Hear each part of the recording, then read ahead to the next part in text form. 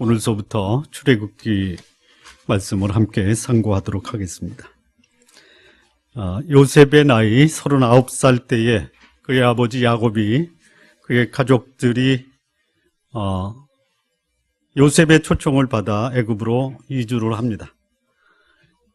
그리고 그 후 요셉은 110세의 수명을 다하고 애굽에서 죽어 그의 열조에게 돌아갑니다. 그러니까 야곱이 요셉 나이 39에 애굽에 내려와 요셉이 72년이라는 세월을 그의 형제들과 애굽에서 아주 윤택한 삶을 살게 됩니다. 그리고 세월이 상당히 흘러서 야곱이 애굽에 내려가고 모세가 이스라엘 백성을 이끌고 출애굽한 그 기간이 무려 430년이 지나갑니다. 출애굽기 12장 40절에 보면 이스라엘 자손이 애굽에 거주한 지 430년이라. 이 말씀은 출애굽한 그 6월절 이후에 이스라엘 백성이 애굽을 떠날 때의 시기가 애굽에 거주한 지 430년이라는 세월이 지났다라는 것입니다. 이거를 계산해 보면 출애굽할 때의 모세의 나이가 80입니다. 80. 그러니까 모세가 출생할 때는 이스라엘 백성이 애굽에 들어온 지 350년이라는 세월이 지나갔습니다. 애굽은 요셉을 알지 못하는 바로가 통치하는 시기가 되었고 이스라엘 백성의 평화는 종말을 고하고 있었습니다. 그리고 이스라엘 백성은 지금까지 겪지 못했던 심한 고난과 핍박의 시대에 들어섰다라고 말하고 있습니다. 신앙의 공동체가 순탄하게 지내오다가 어느 날 갑자기 국가의 정책이 바뀌고 신앙 자체에 위협을 겪게 되고 일상의 삶에서 신앙인들이 불이익을 겪는 그런 정책이 국가에 의해서 펼쳐질 수가 있습니다. 그래서 우리 신앙인들은 국가의 정책이 신앙의 자유를 누리고 일상에서 자신의 신앙에 위협을 당하지 않도록 기도하셔야 됩니다. 어쩌면 이스라엘 백성이 이런 고난을 당하는 게 애굽에서 안주하다가 거기가 좋으니까 하나님이 약속하신 가나안 땅에 대한 약속을 잊어버릴 수가 있습니다. 그래서 하나님이 이스라엘 백성으로 하여금 애굽에 대한 미련이라든지 애굽에 대한 집착을 버리게 하시려고 애굽에서 고난을 받게 하시고 그래서 애굽에 대한 이 집착을 포기하게 하시는 하나님의 또 다른 의도가 있을 수가 있습니다. 또 하나는 하나님이 아브라함에게 약속하신 이방에서 400년 동안 고통을 당하다가 큰 재물을 끌고 가나안 땅으로 오게 하시겠다라고 하는 그 약속의 시기가 점점 다가왔다라고 볼 수가 있습니다. 창세기 15장 13절 14절 말씀 보면 여호와께서 아브라함에게 이르시되 너는 정령이 알라 내 자손이 이방에서 계기되어 그들을 섬기겠고 그들은 400년 동안 네 자손을 괴롭게 하리니 그 섬기는 나라를 내가 징치할지며 그 후에 내 자손이 큰 재물을 이끌고 나오리라. 이렇게 하나님이 아브라함에게 약속을 하셨습니다. 신앙인에게 갑자기 사회적으로 또는 국가적으로 불이익과 고난이 닥치면 두 가지 차원에서 좀 보실 필요가 있습니다. 하나는 신앙인이 세상에서 너무 안일한 상태에서 나태해진 것이 아닌가라고 점검해 볼 필요가 있습니다.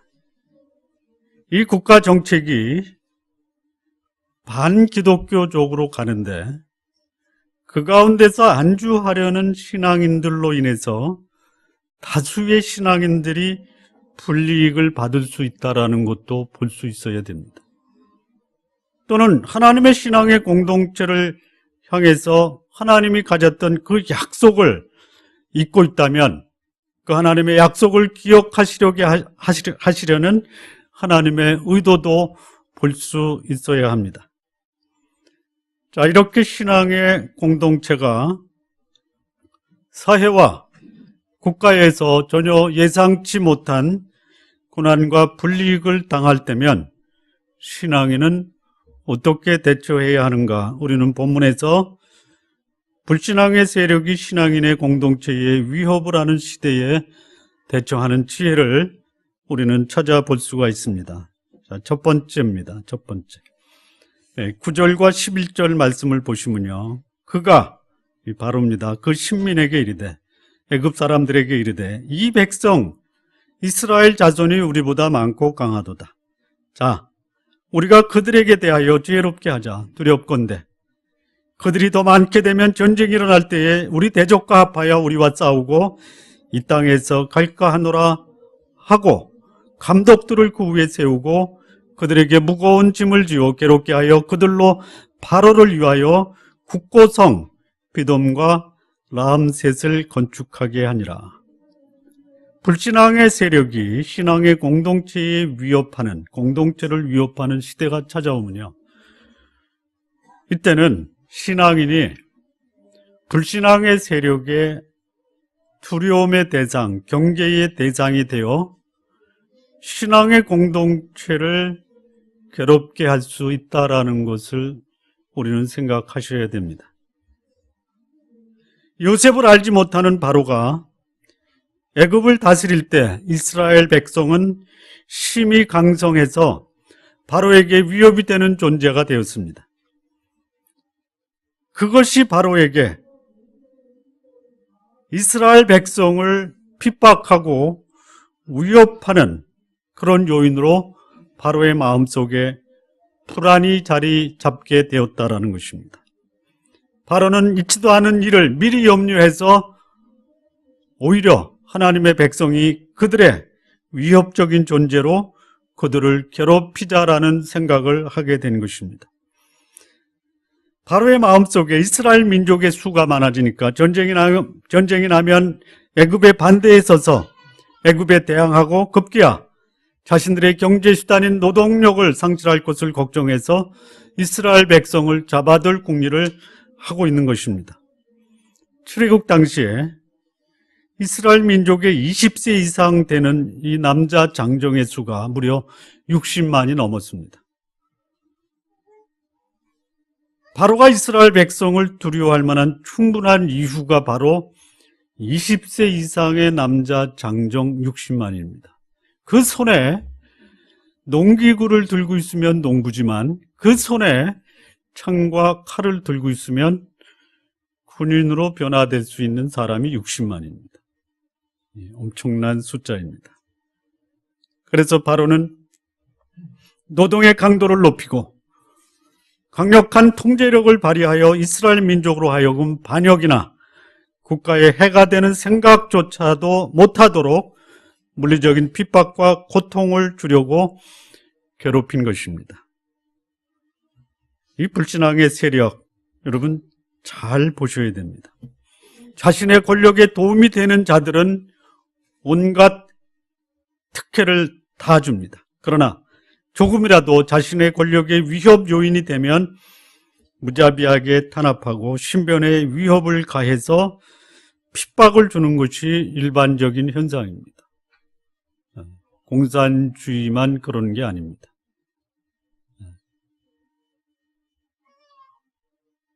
지금도 공산주의나 타 종교 세력이 지배하는 나라에서는 상당수의 그리스도인들이 그들이 기독교인이라는 이유 하나로 경제적, 사회적, 신체적 불이익을 당하고 있는 것이 현실입니다.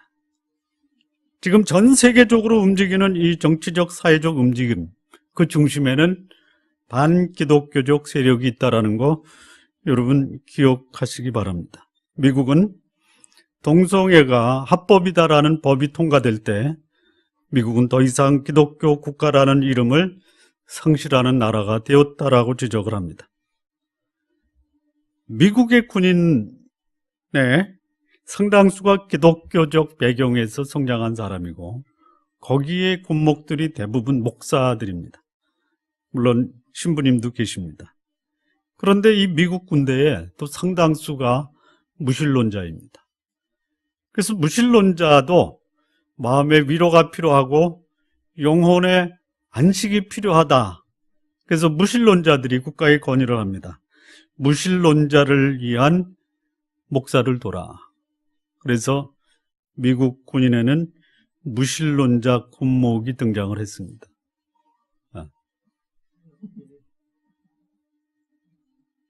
미국에서는요, 동성애자에게 물건을 팔지 않거나 상대하지 않으면 벌금을 물기도 하고 또 처벌하는 나라가 되었습니다. 미국은 더 이상 기독교 국가라고 할 수가 없습니다. 미국만 그렇습니까? 우리나라도 차별금지법을 만들어 이 동성애를 합법화하려는 움직임이 심상치 않게 전개되고 있습니다.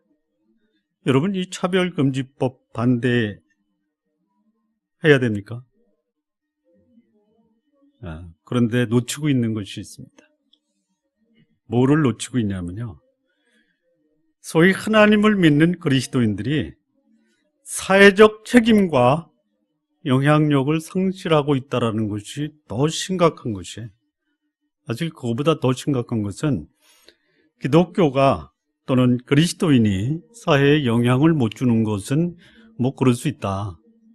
그런데 기독교인, 소위 그리스도인들이 불신자 세력의 조롱과 비난의 대상으로 살고 있으면서도 전혀 그것에 대해서 반성하지 않고 현재 삶에 안주하면서도 아무런 문제가 없다고 살아가는 것이 더 큰 문제예요. 자, 우리 가슴에 손을 얹고 반성. 손 안 얹으시는 분들은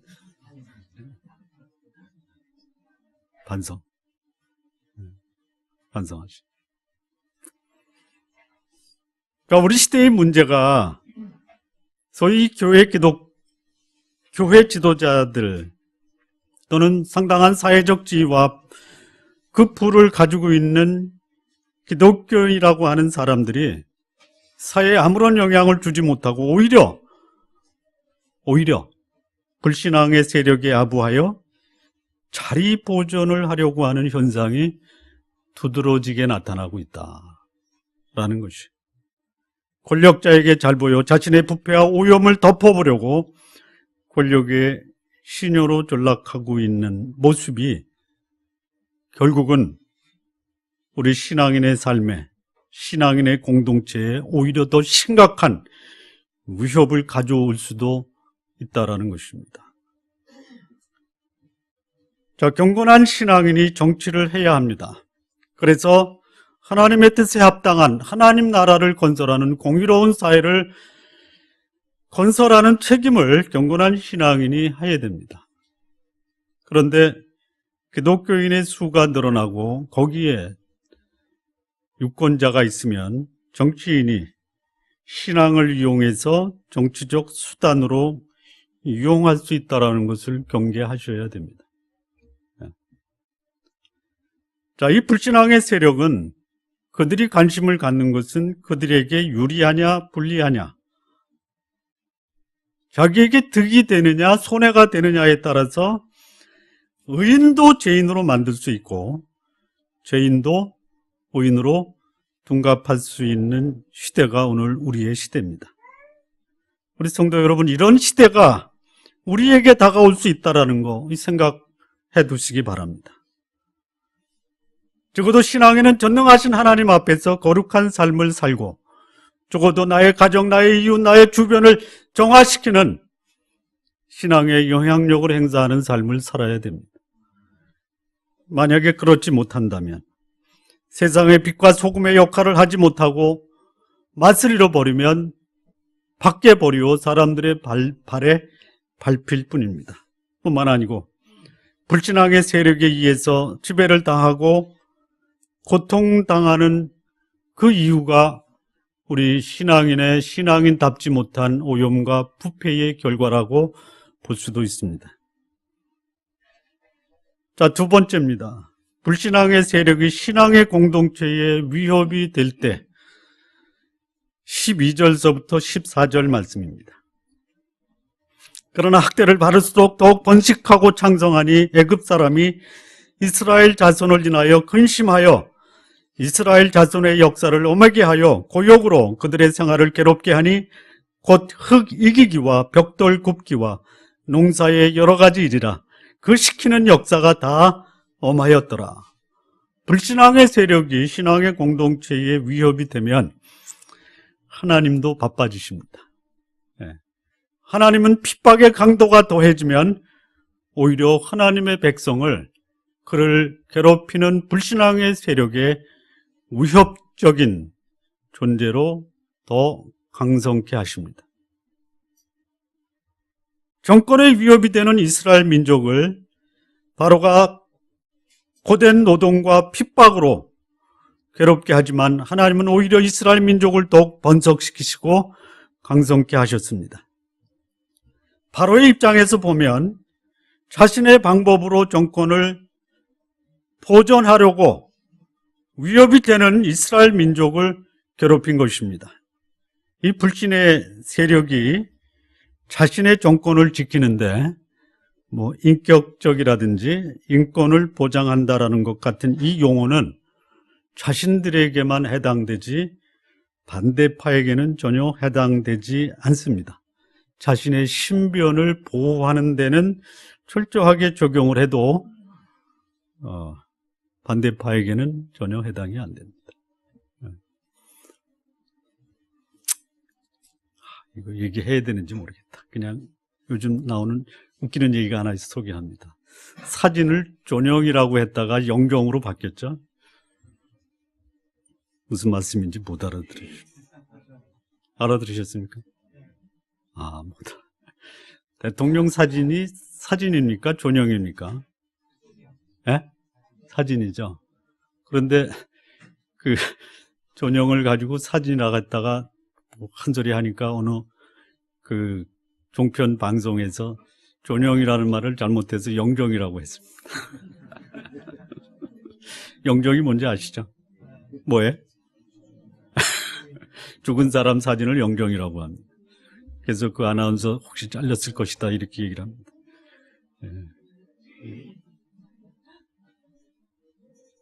여러분, 공산주의 국가뿐만이 아니에요.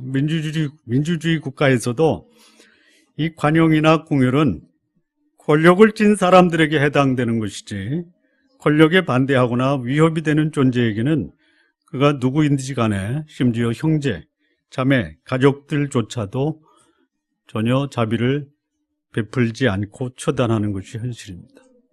어디서 벌어지고 있습니까? 어디서 벌어지고 있습니까? 한반도에서 벌어지고 있습니다. 한반도. 남쪽과 북쪽이 똑같습니다. 감사하십시오. 우리가 주일날 예배 드리는 것은 대단한 하나님의 은혜입니다. 자, 그런데요, 여기서 눈여겨봐야 될 게 있어요. 왜 불신앙의 세력이 신앙의 공동체에 위협을 가하느냐? 왜 핍박을 가하고 박해를 하느냐? 그들에게 두려움의 대상이 되기 때문입니다. 하나님이 신앙의 공동체를 핍박하고 박해하는 사람을 단순히 처단하지 않습니다. 오히려 핍박과 고난 가운데 하나님의 백성을 가게 하세요. 하나님이 40년 동안 광야를 통과하지 않고 그냥 한 달 만에 가나안에 가게 하실 수도 있어요. 근데 광야를 가게 하십니다. 이게 하나님의 뜻이에요. 그러면서도 하나님은 하나님의 백성을 보호하시고 하나님의 백성의 위협이 되는 대적에게 오히려 부담과 두려움의 대상이 되게 하시는 분이 하나님이십니다. 불신의 세력이 신앙의 공동체의 위협이 될 때 하나님이 불신의 세력을 심판하시기 전에 오히려 신앙의 공동체를 강성케 하셔서 불신의 세력으로 하여금 두려움을 갖게 하시는 겁니다. 여러분, 불신앙의 세력이 여러분들에게 상당히 부담스럽고 두려움의 대상이 되시죠? 그러나 그들도 우리를 두려워하고 있다는 것입니다.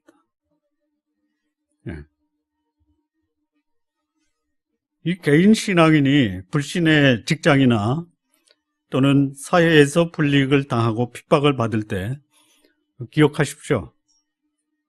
불신의 직장이나 불신의 사회가 우리 신앙인을 두려워하고 또 그 두려움을 극복하려고 박해를 가하는 것이라고 기억하시기 바랍니다. 여러분이 혹시 여러분 불신자 친구에게 왕따를 당하면 그들이 나를 두려워하고 있구나, 이렇게 생각하시기 바랍니다. 성도들이 세상에서 신앙으로 인해서 불이익을 당할 때 세상에 편승하고 신앙을 저버리는 것, 이거 아주 어리석은 생각입니다. 오히려 하나님의 보호와 인도하심 아래서 세상의 위협적인 존재로 버티고 살아가시기 바랍니다. 내가 하나님을 향한 신앙과 경건한 삶을 사는 것, 그것 자체가 불신앙의 세상을 향해서는 상당한 위협과 도전이 되고 있다는 것이, 만약에 신앙인이 세상의 불이익을 극복하려고 세상과 타협하고 세상에 아부하면서 산다면 그거는 이중적 손해입니다. 첫째는 거룩한 삶을 상실하고 신앙을 잃어버릴 수도 있는, 또는 그렇게 함으로써 세상의 두려움이 아니라 세상의 조롱거리로 버림받을 수 있는 이중적 손해의 결과를 맞이할 수 있다는 것이죠. 신앙도 잃고 목숨도 잃고, 하나는 건지시기 바랍니다. 전능하신 하나님의 도우심으로 세상의 핍박과 박해를 버텨내고 세상의 두려움을 주는 존재로 남을 것인가? 아니면 신앙인이 세상에서 불이익을 만회하려고 세상과 타협하여 거룩함과 경건함을 상실하며 살다가 세상에서도 인정받지 못하고 팽당하고 말 것인가?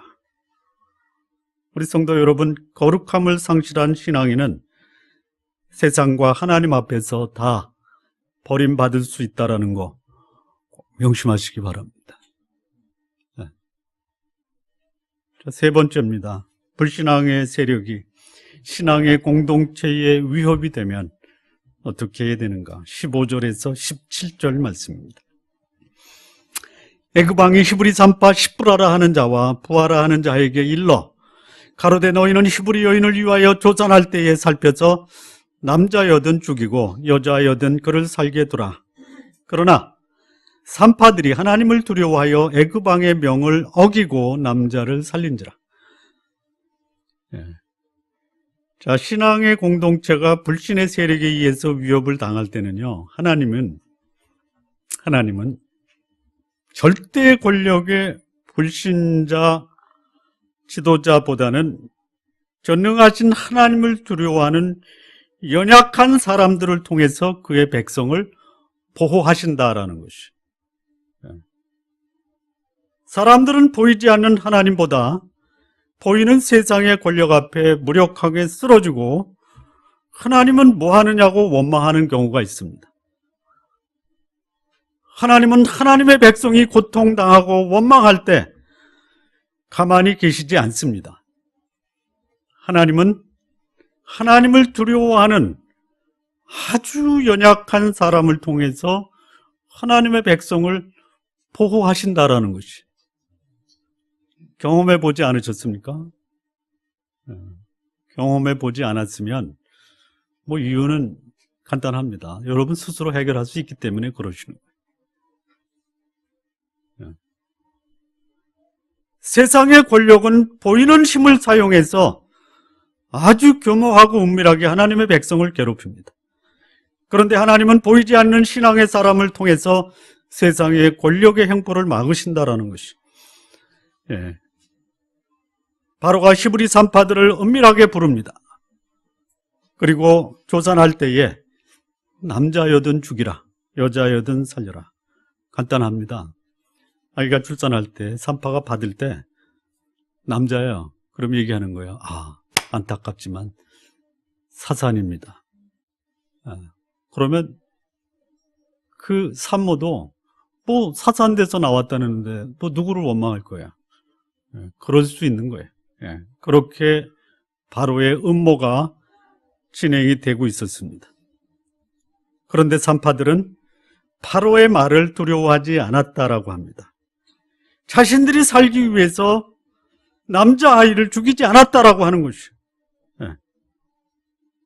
오히려 히브리 산파들은 하나님을 두려워했고 바로의 명령보다는 하나님 뜻에 순종을 하였습니다. 여러분, 이 산파들이 거짓말을 했습니까? 아니면 정직하게 말했습니까? 바로에게 가서 정직하게 말했어요.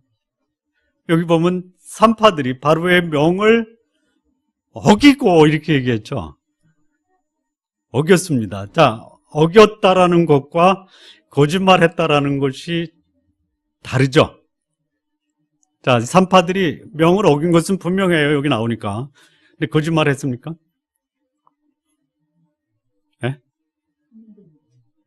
거짓말할 수도 있겠죠. 안 했습니까?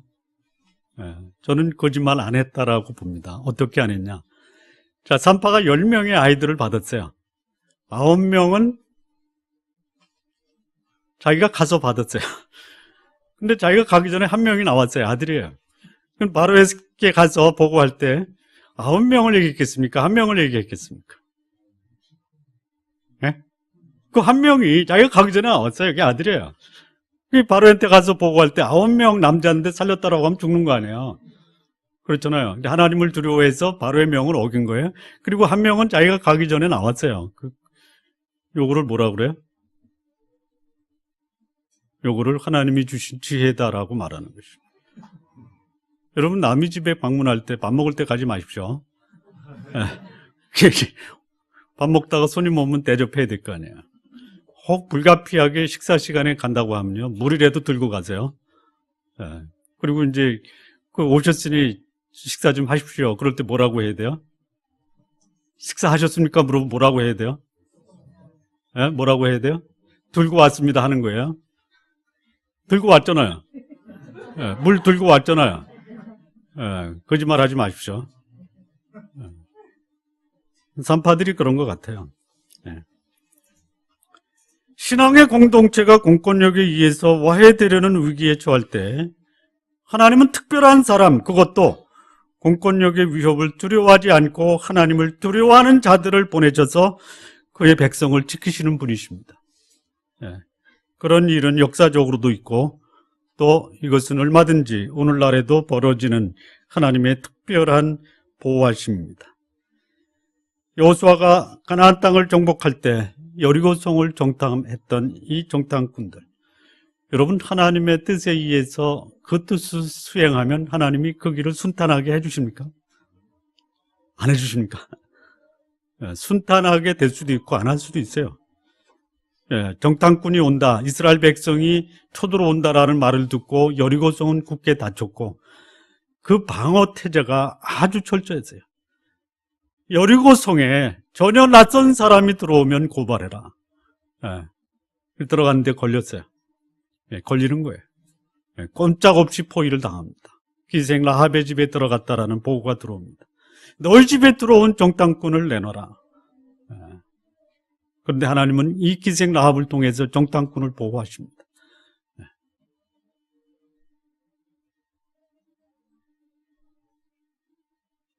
바벨론에 포로되어 갔을 때 페르시아로 그 정권이 넘어가고 페르시아의 총리였던 아말렉 사람이었던 하만이 유태인 학살 계획을 세웁니다. 이제는 시간만 남았어요. 꼼짝없이 유태인들은 다 죽게 되었습니다. 그때 하나님은 이름 없는 유대 한 여인을 페르시아 왕의 왕비로 들어보내서 하나님은 하나님의 백성을 보호하셨습니다.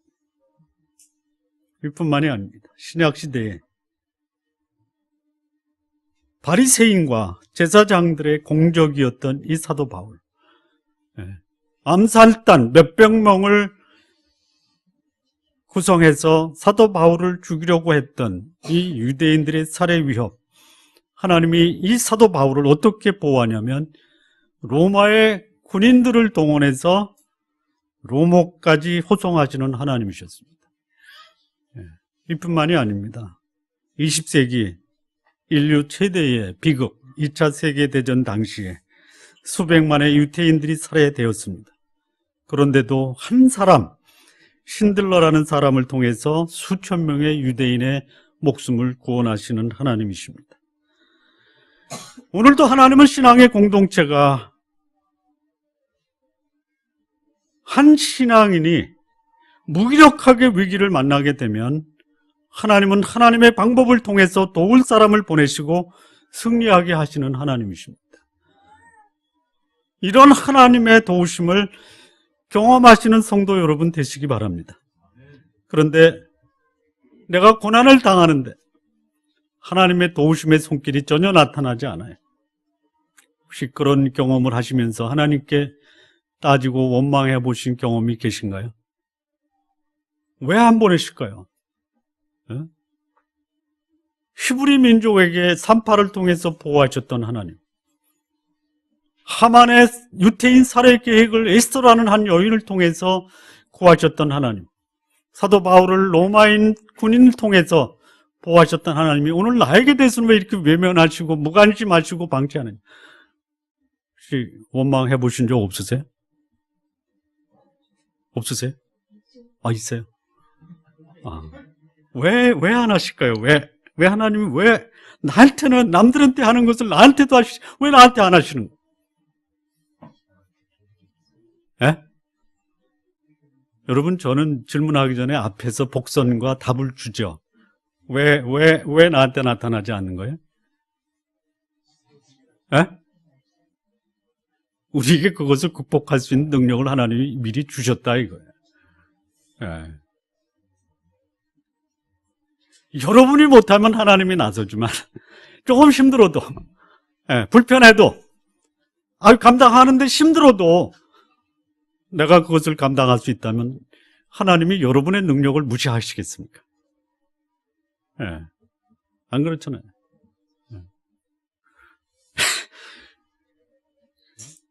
우리 아이가 했나 아니면 다른 아이가 했는지 잘 모르는데요. 너는 왜 장학금도 못하고 엄마 아빠한테 그렇게 학자금을 받아가냐 그랬더니 우리 아들이 그랬나. 엄마 아빠 능력을 무시할 수 없어서요. 우와, 그 말을 하니까요 내가 힘들어도 맞아. 고린도전서 10장 13절 말씀을 보시면요, 사람이 감당할 시험 밖에는 너희에게 당한 것이 없나니 오직 하나님은 미쁘사 너희가 감당치 못할 시험 당함을 허락지 아니하시고 시험 당할 즈음에 또한 피할 길을 내사 너희로 능히 감당하게 하시느니라 라고 말씀하시는 거예요. 아무도 나를 도울 사람이 없다라고 생각할 그때가 바로 하나님이 나를 도우시는 적합한 때입니다. 그리고 그 고통의 과정을 극복하게 하시는 분이 하나님이십니다.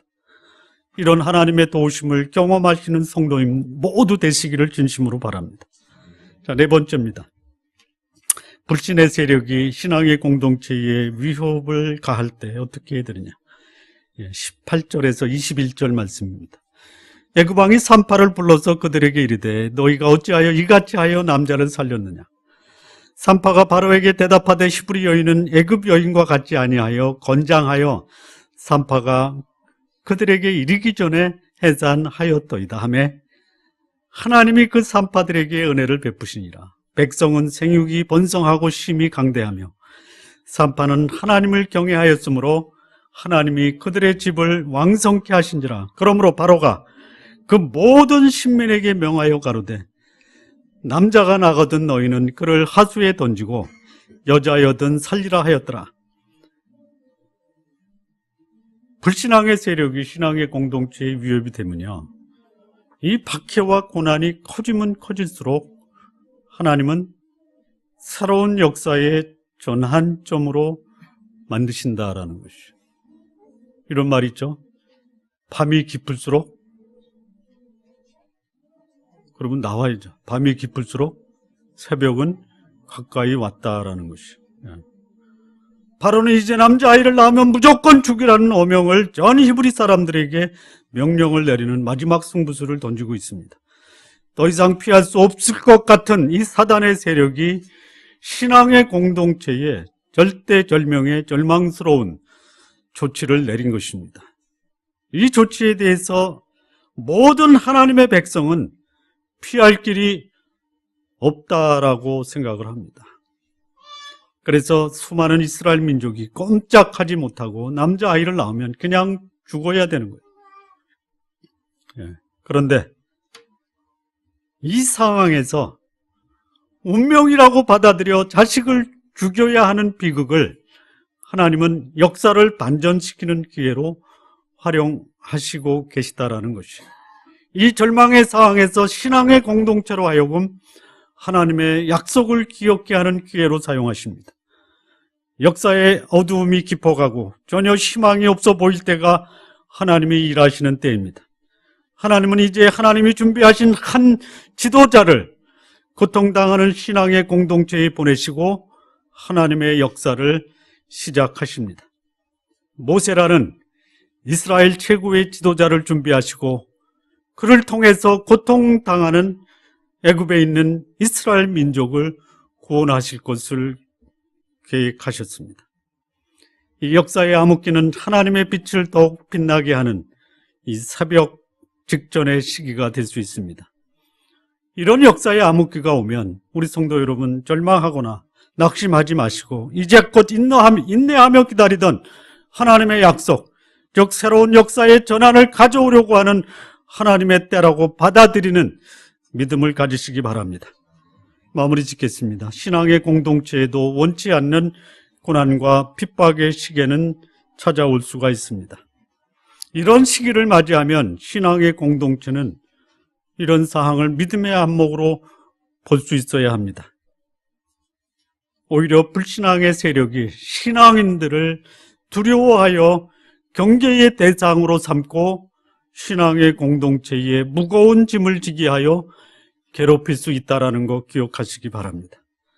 뿐만 아니라 하나님은 핍박의 강도가 더해져도 하나님의 백성으로 하여금 더욱 번식하고 강성하게 하시는 분이라는 것도 기억하시기 바랍니다. 하나님은 절대 권력의 불신자 지도자보다는 오히려 전능하신 하나님을 두려워하는 연약한 자를 통해서 그의 백성을 보호하시는 하나님의 손길 기억하시기 바랍니다.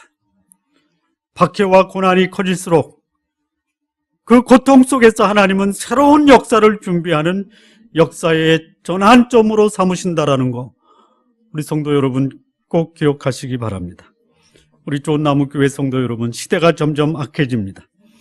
그리고 어둠의 세력이 신앙의 공동체에 위협이 되는 시대에 저와 여러분이 살고 있습니다. 이런 시대에 하나님의 백성은 하나님의 백성답게 거룩하고 경건한 삶을 사셔야 됩니다. 그리고 하나님의 살아계심과 하나님의 계획과 역사가 오히려 어둠의 세상에서 빛을 발하는 것을 우리 성도 여러분, 여러분의 삶 속에서도 경험하시기를 진심으로 바랍니다. 기도하시겠습니다.